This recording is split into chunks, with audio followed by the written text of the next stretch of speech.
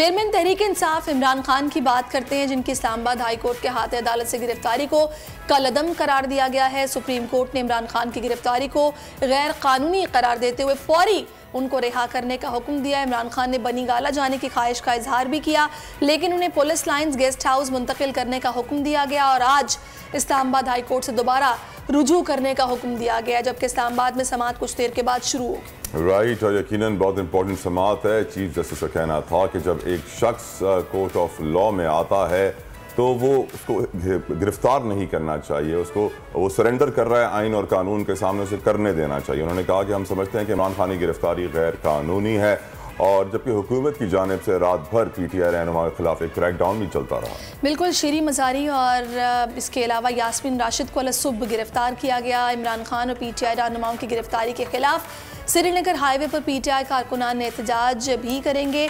इस तमाम तर सूरत हाल पर बात करने के लिए सीनियर रहनुमा तहरीक इंसाफ के और साबिक गवर्नर सिंध इमरान इस्माइल साहब हमें ज्वाइन कर चुके हैं। इमरान साहब, बहुत शुक्रिया आपके वक्त का। सबसे पहले ये बताइएगा कि इमरान इस्माइल साहब, इमरान खान की गिरफ्तारी सुप्रीम कोर्ट की जानिब से कलअदम करार दे दी गई है, लेकिन आज इस्लामाबाद हाई कोर्ट में खान साहब को पेश भी किया जाएगा। रिलीफ के लिए आप कितने पुरुमीद हैं? देखें, बड़ी खुशाइन चीज़ है जो आज अदलिया ने नोटिस लिया है। ये इसमें इमरान खान की रिहाई का तो बहुत छोटा सा पार्ट है। असल पार्ट ये है कि कोर्ट के अंदर ये काम नहीं हो सकता।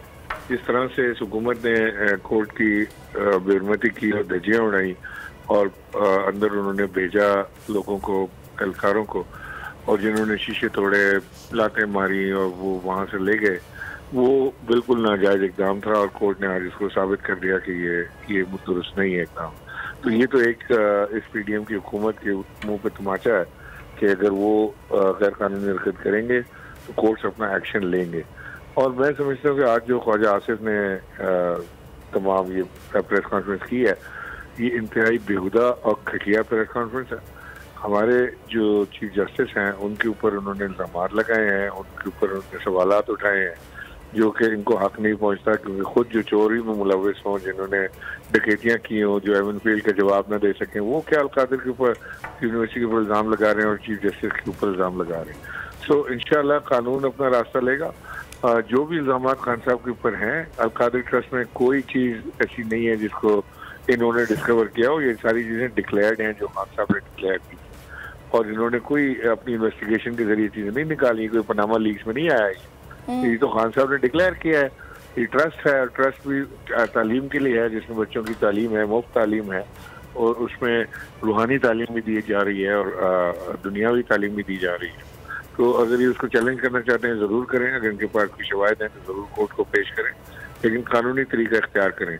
ये गुंडा बदमाशी से काम नहीं चलेगा। इमरान साहब ये बताइए कि जो ऑडियो लीक्स का सिलसिला शुरू हो पड़ा है, मुख्तलिफ ऑडियो लीक्स आ रही हैं, उस पर आपका क्या मौक़िफ़ है, क्या राय है?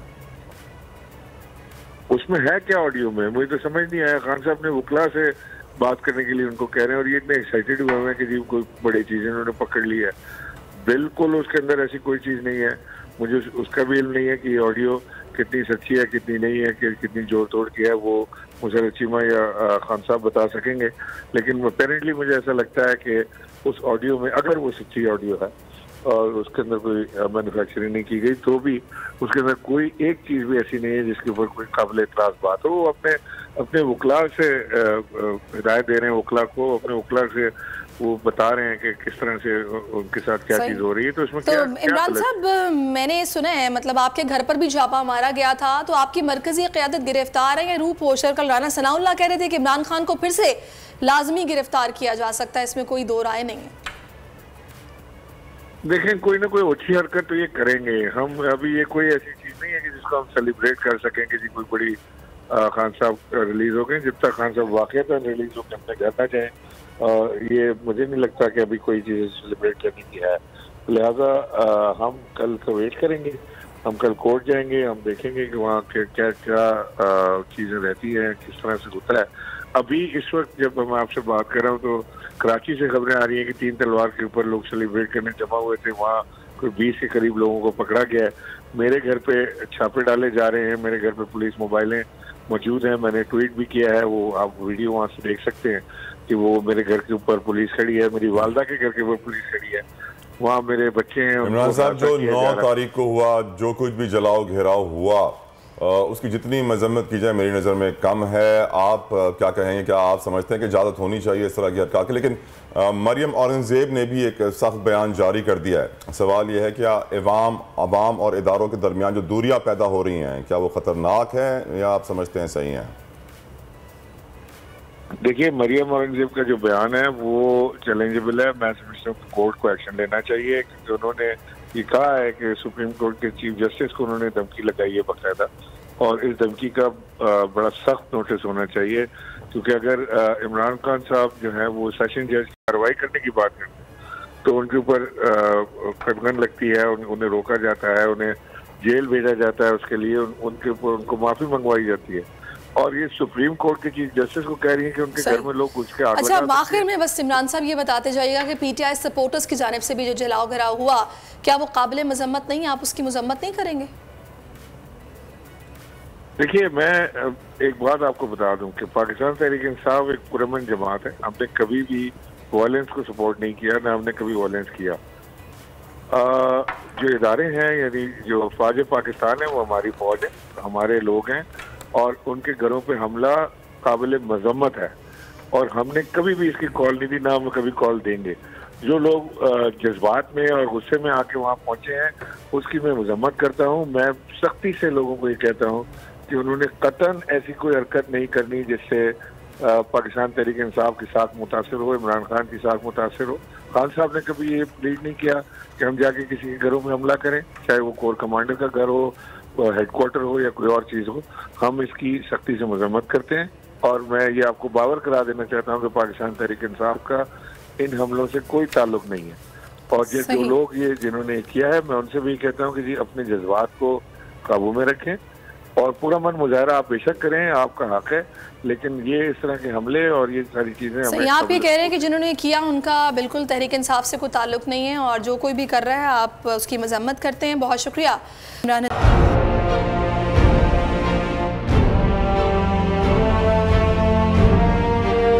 अदालती अहकामात के बावजूद कराची में शुएब शेख के घर को गैर कानूनी तौर पर मिसमार कर दिया गया है। बोल के खिलाफ इंतकामी कार्रवाइयों में तेजी।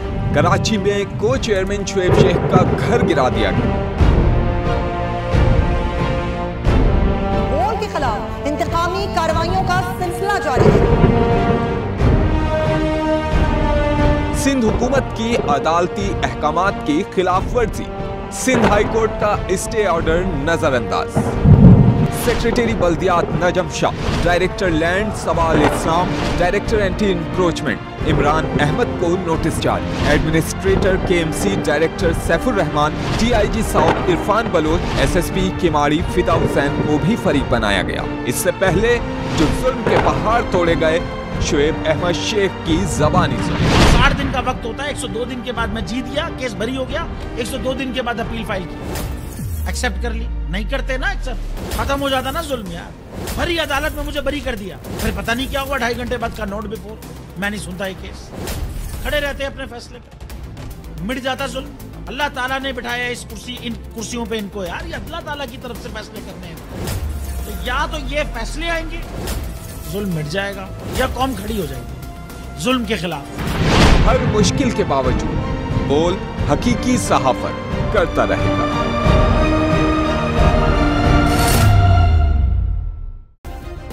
सब्सक्राइब करें और बेल दबाएं ताकि कोई खबर रह न जाए।